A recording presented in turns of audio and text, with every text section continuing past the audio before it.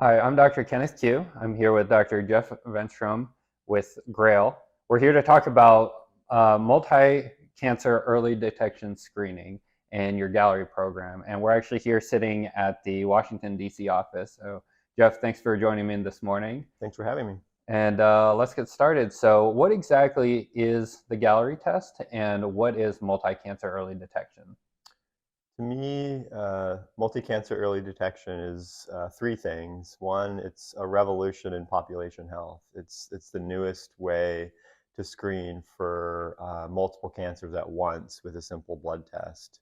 And specifically, the Galleri test is one of these multi-cancer early detection tests. The first one that's actually available by prescription only in the clinic for individuals at elevated risk for cancer that uses cutting edge genomic technology, epigenetics actually, the Mhm. methylation patterns, and we'll get into a little bit the details of how the test works, in addition to machine learning to detect more than 50 cancers with a simple blood test. That's very cool. So right now in the primary care space, we have various screening Mhm. protocols for this cancer, that cancer, and your early detection test has all these different cancers all in one. Do you see it currently replacing or in the future replacing our current screening guidelines? So just a quick comment on screening currently, the standard of care for screening, I'm dissatisfied with. I think hopefully the field is dissatisfied with where we are with cancer screening because we only have five standard of care cancer screening tests. They only detect a minority of the cancers that kill Americans. I mean, cancer is still the number two leading cause of death in the United States and predicted to become the number one leading cause of death in the United States.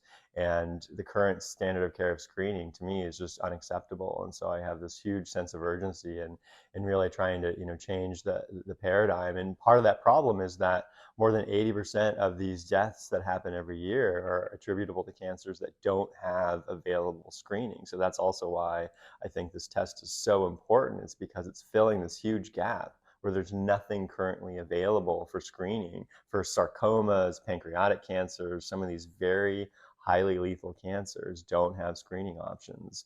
And so, to your specific question around the interface between those five standard of care screening tests and this new multi-cancer early detection blood test, it's absolutely meant to be complementary. And that's really important to understand too. We're not trying to replace anything. We're not trying to replace mammography. We're not trying to replace colonoscopy. Multi-cancer early detection and this new blood test is a complement to standard of care screening tests.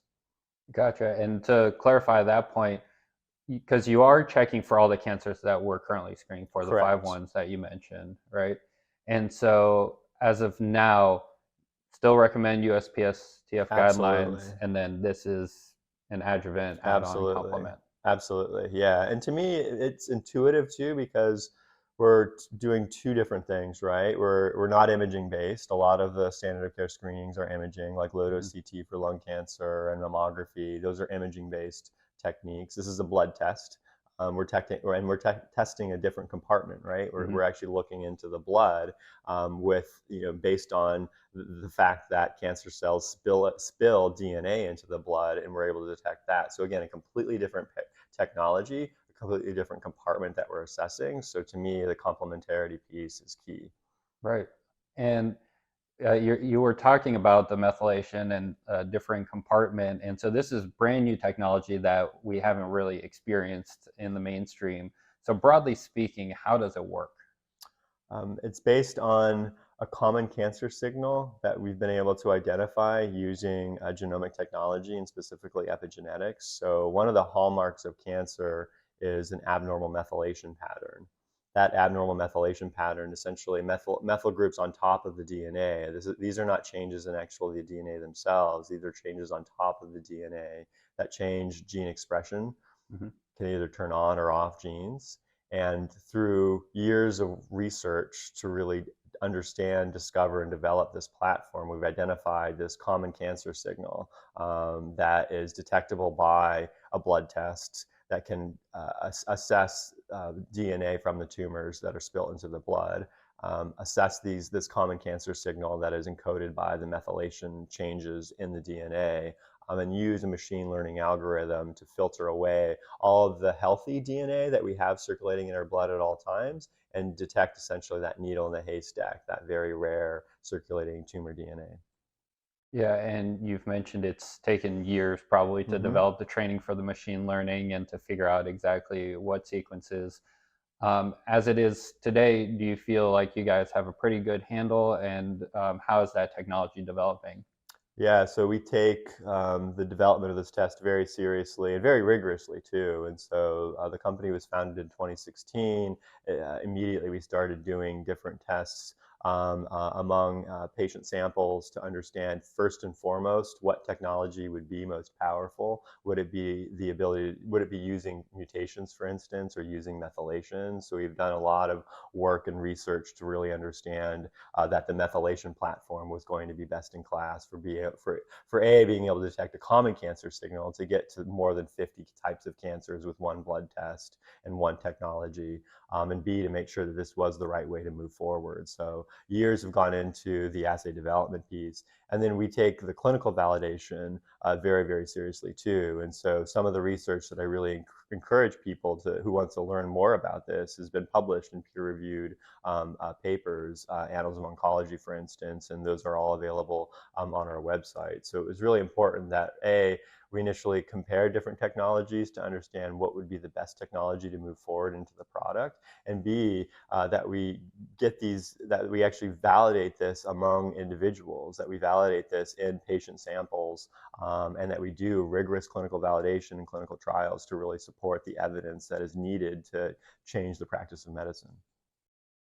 So speaking of the studies, you mentioned you have some on the website, but do you mind going over a bit of an overview of what some of the main studies are and what the results have shown?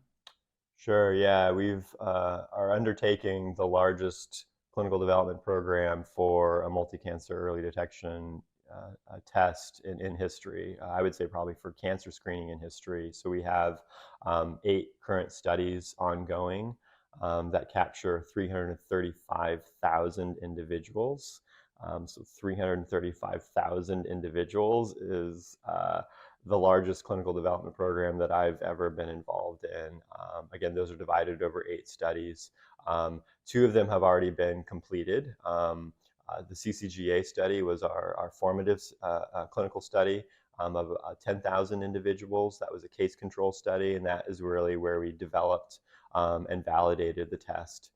That's been published in peer-reviewed manuscripts. That really helped us understand that this methylation platform was the best way to move forward, that there is a common cancer signal that's part of the hallmarks of cancer that we want to move forward, and that can make this test viable clinically, and helped us with some initial clinical validation.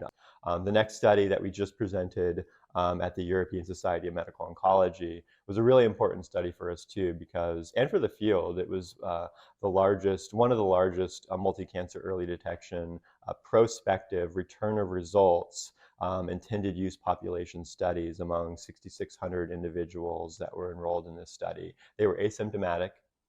They were at elevated risk, greater than the age of 50, and we performed the Galleri test among these individuals, and we ultimately more than doubled the number of cancers detected compared with standard of care screening tests.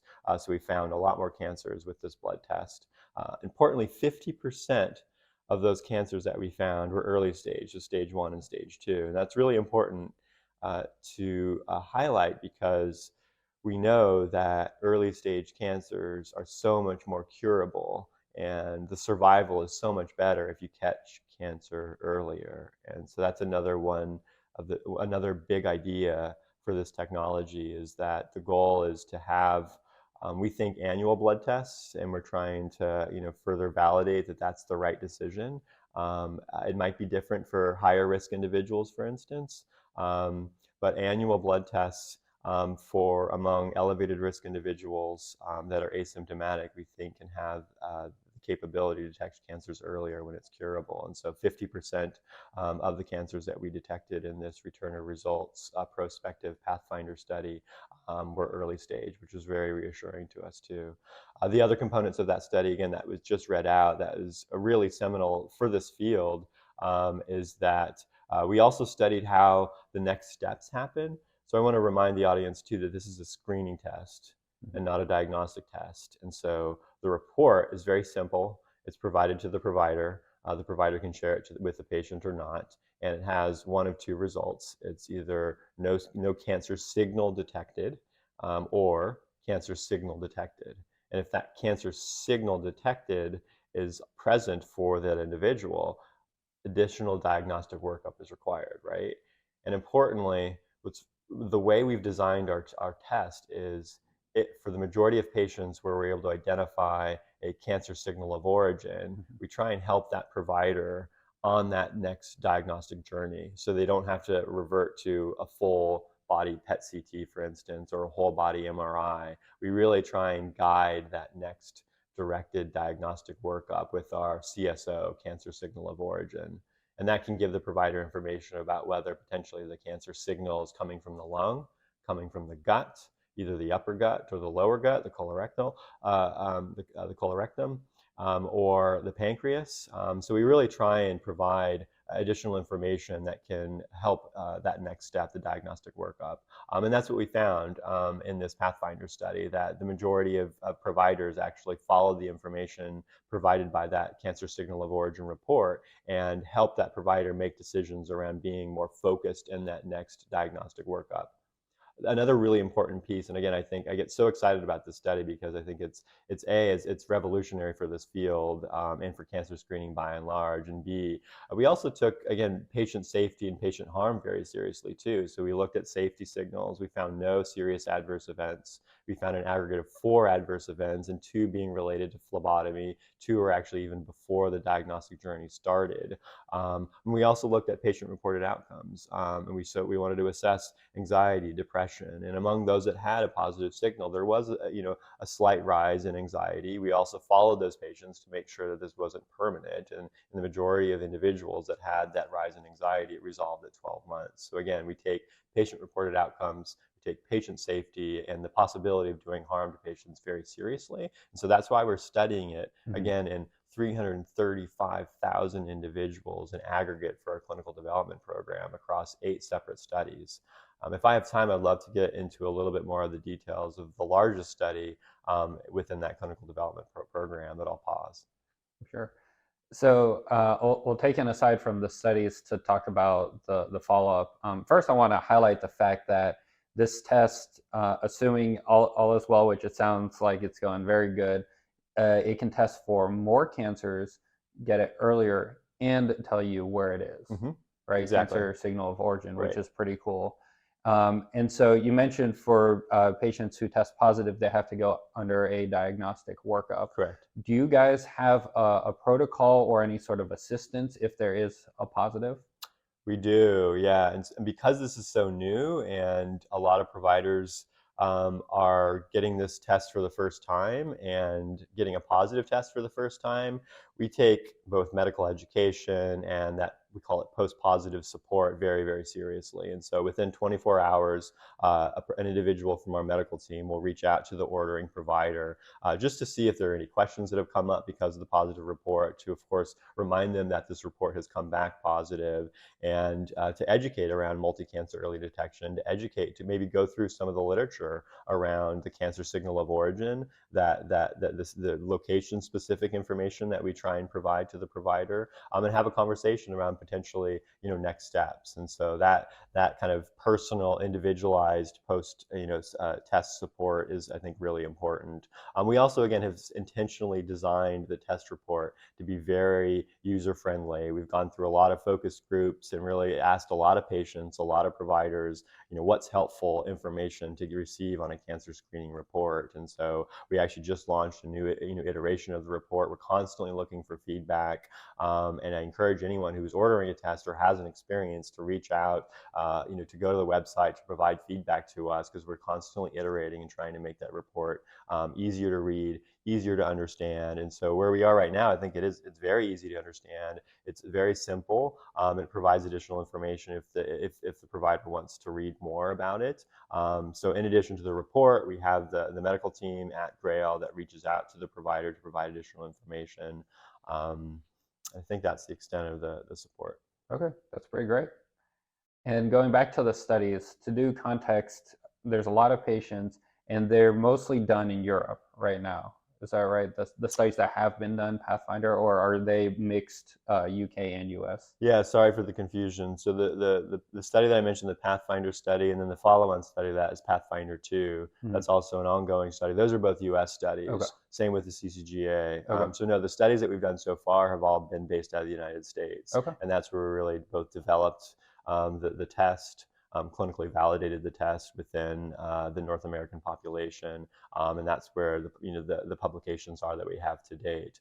You referred to kind of, yeah, our global ambition too, or the global program. And another complementary study that's ongoing is this NHS Galleri study out of the United Kingdom. And that's a great partnership with the NHS in the UK.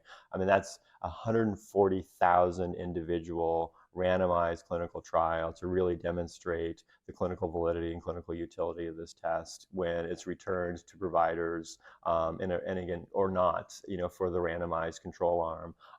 And it's, again, the largest ongoing prospective multi-cancer early detection study in history. We've already accrued the first year of patients over a 10-month period. So we launched the study last year and it accrued in 10 months, but really shows the excitement. It shows the unmet need too. Mm-hmm. It shows that there's a huge interest in really understanding and beating cancer in the way of screening it earlier. Yeah. So those are the ongoing ones, the Correct. NHS, and then Pathfinder 2, has that started? Pathfinder 2 is ongoing as Ongoing. well. And Okay. so, yeah, people that are interested in trying to see if their sites, are enrolling patients in Pathfinder 2, I encourage them to go to our website or reach out directly too. So that's another ongoing US study. Gotcha. And so in these ongoing studies, what new data are you looking for? And looking forward, what new studies are you hoping to do? Mm-hmm. Another study. So the reason why we're doing all these studies is because we take the clinical validation very seriously. We take whether or not there's a risk for patient harm very seriously. And so we want to monitor this very, very closely. We want to monitor patient-reported outcomes. We want to look at health economic impact, health utilization impact. And so there's a lot of questions that we really, as society, we're kind of taking that on to really address the real big questions that need to be answered for changing the way we practice medicine, and specifically changing it at scale, at the population level. And so that's why we're doing all of these studies, is that we take that responsibility very, very seriously, and we take the fact that we're changing standard of care very seriously. And that means that we have to do very large, very expensive clinical trials to make sure that there is no significant patient harm that's happening,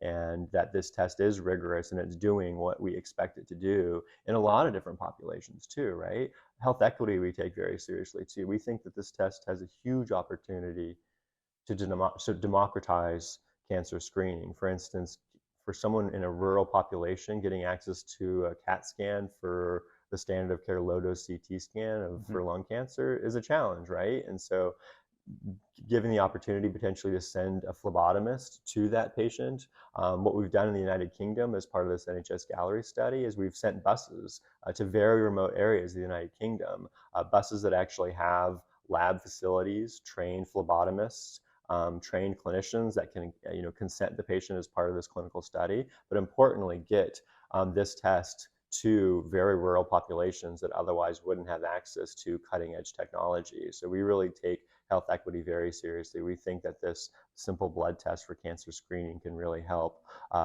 change the inequities that we have in cancer. And that's also why we are doing so many different studies to see that this test works in multiple different ethnicities, in multiple different races, and multiple different populations. So I want to hone in. You've been talking about making sure that there's no patient harm, and of course, in our Hippocratic oath, that's the first thing we say, right? Is do no harm. What are the measures of harm that you have been looking at, and how have those played out? So when it comes to patient safety, we take this again very, very seriously. We're also, of course, working with the FDA to get this test FDA approved, and safety is front of mind for the health authorities. And so, in all of our clinical studies, again, among 335,000 individuals, we assess safety. We want to make sure that this test is safe, that it's not doing harm. That's another reason why we've designed this test as a simple blood test, right? It's Hmm. not an invasive procedure to screen for cancer patients. It's a simple blood test, so it's minimally invasive, um, and we're monitoring safety very seriously. We want to make sure that the blood draw doesn't cause significant bleeding or complications from the actual blood draw. And that's really it, though, from the perspective of the actual physical test, right? Because it's a blood test. It's a relatively straightforward safety assessment for this minimally invasive blood test. But we know there's other components of getting cancer screening, right? So one of them is anxiety, the fact that you go into your doctor's office, and again, this is a prescription-only test, and so you have a conversation through shared decision making with your provider and decide, I want to take this test. The provider orders the test. And then after that, you're waiting for the test results, right? Hmm. So the median turnaround time is about 10 days. And so, I've had anxious patients that, will call you every day to see where are the results, or will check their app, to understand, what's happening with my results. And so we take, again, that anxiety, we're monitoring that anxiety too. And so, again, it happens in a minority of individuals who order the test. If the signal comes back positive, again, we expect that in about 1.4%. So it's actually a minority of these elevated risk individuals. That we are also monitoring the anxiety, the potential for depression, or the psychological impacts. So those are other, theoretical possibilities for doing harm to patients that we're monitoring very closely in our clinical development programs. The other important piece to remind your audience too is, if you get a negative test result from Galleri, from this multi-cancer early detection, we don't want the patient to be overly reassured that that means a negative test, that it means that if you have a negative test, you don't need a mammogram, or if you have a negative test, you don't need a colonoscopy. What's really important from a safety perspective is that those individuals continue to go on to their standard of care annual screening. And we actually hope that this conversation that you have with your provider, when the patient is considering the Galleri test, that actually will trigger the conversation. Oh yeah, when was your last mammogram? Or oh yeah, when was your last colonoscopy? To actually increase adherence for standard of care screening tests. But again, there's this possibility that a negative test result can reassure a patient to the extent that they forego additional standard of care screens. And so we're monitoring that very closely in our studies. Gotcha. Are you finding that patients feel like they don't need to do the standard of care screening after they get negative, or most of the providers are pretty good about getting their patients to still do those? Yeah, absolutely. No, we're actually not finding that risk. Again, a lot of this is theoretical, but Hmm. again, we take it very seriously. We're actually finding, the opposite, that the providers are reminded of, oh yeah, I have to order the mammogram, and so we're actually not finding that risk to pan out. But again, it's still relatively early days for this technology, and so we want to accumulate that data among all the individuals that have been tested as much as possible. Yeah. And speaking of physicians, so primary care physicians are at the forefront of cancer screening, making sure all those guidelines are followed, and they would be the perfect population for what you guys are doing. That being said, doctors by nature and by training are reserved, are hesitant, skeptical, and especially with new technology like this. What would you say to physicians who are hesitant to try the technology or have a lot of questions and reservations about it? Look, I'm a medical oncologist. I was trained in the era of evidence-based medicine too. I've been part of a lot of clinical trials and clinical research, and I share that skepticism, right? I think we all need to have healthy skepticism when new technologies come into the clinic.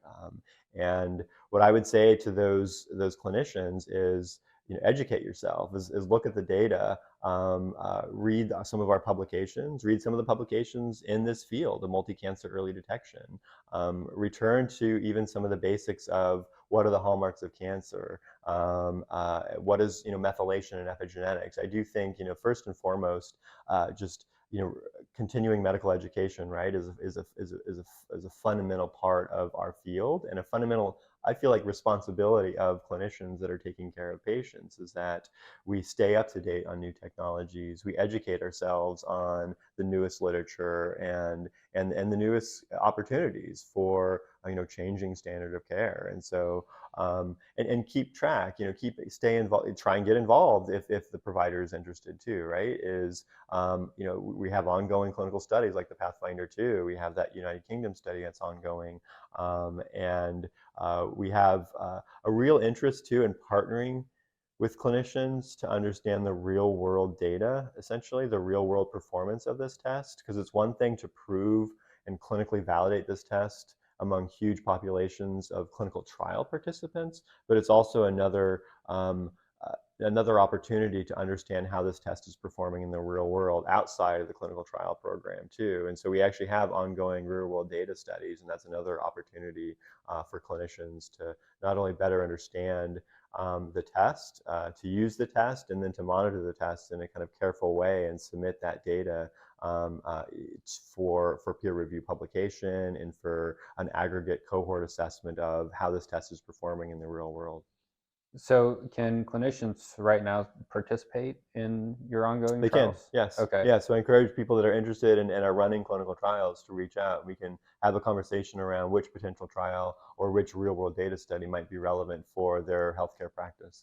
Okay, very cool. And in terms of just keeping up to date with the technology, with the education, what are some good resources for clinicians to either read or watch or even attend? Yeah, so we have a lot of actually webinars.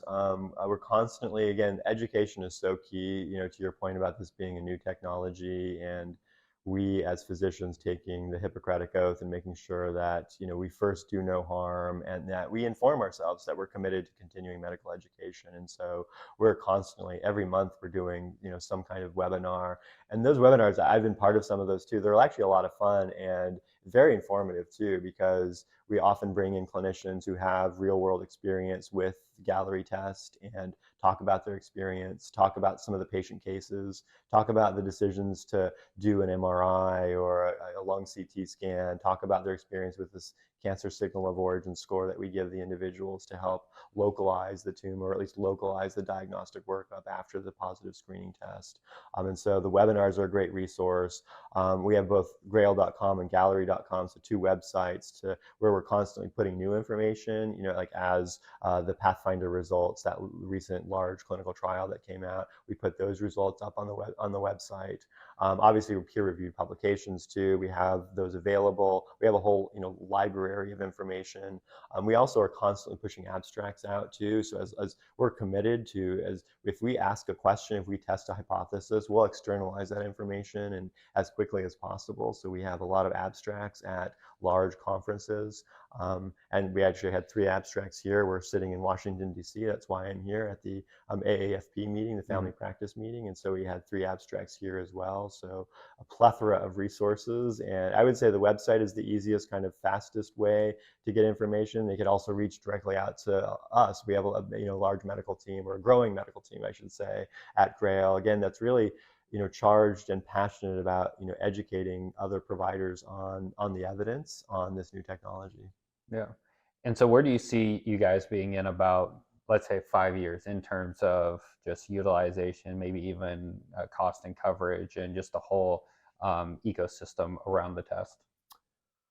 Wow, there's a lot in that question. One, I'm really excited about you say within 5 years. So the future, I think, is really bright for the population to, I really think, bend the cancer mortality curve and change standard of care using these type of multi-cancer early detections. And so I really think in 5 years we'll actually start seeing some of that population level impact on survival. I really think the clinicians will wake up, that we'll educate ourselves around this opportunity.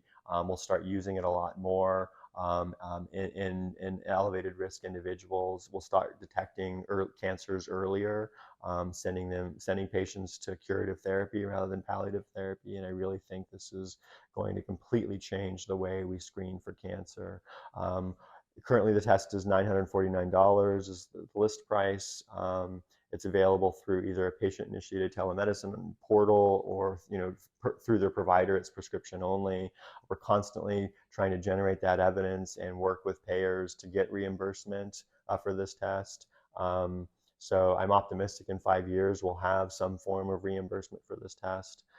In the United Kingdom, I'm optimistic that this test will be rolled out to millions of individuals within 5 years. We have, commitment from the NHS, even based on interim data in 2024, that they'll be rolling out this test to more than 1 million individuals in the United Kingdom. And so that's within 5 years, it'll become a reality in the United Kingdom at the population level beyond the clinical trial.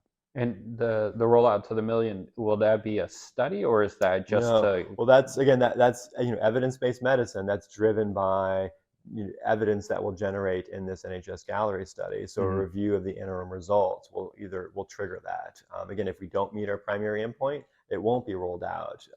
If we do meet our primary endpoint of that NHS Galleri study for the interim results, the commitment is to actually, roll that out to more than 1 million individuals in the United Kingdom. Yeah. Okay. Very cool. So this technology and everything around it's new, and I'm sure we could go hours into the data and all the implications and everything. But I think this is probably a good stopping point. So Jeff, I appreciate you taking the time to sit with me. I'm glad we got to meet up here in DC. Any final parting words or thoughts? No, I mean, I hope you and then the audience kind of, share my excitement for this huge disruption in cancer screening. Again, I'm here because it's the biggest unmet need, I think, in population health. It's one of the largest causes of mortality in the world, and this multi-cancer early detection is also the best application of genomic science and machine learning at the population scale level that it sends chills down my spine just thinking and being part of this revolution in medicine. And so I really encourage you and your audience to kind of learn more about this, join the revolution and be part of this paradigm shift in medicine. Awesome. Well, I look forward to seeing what you guys do and following your exciting work. Cool. Thank you. Yeah. I'm Dr. Jeffrey Venstrom with Grail. And I'm Dr. Kenneth Qiu with XPC.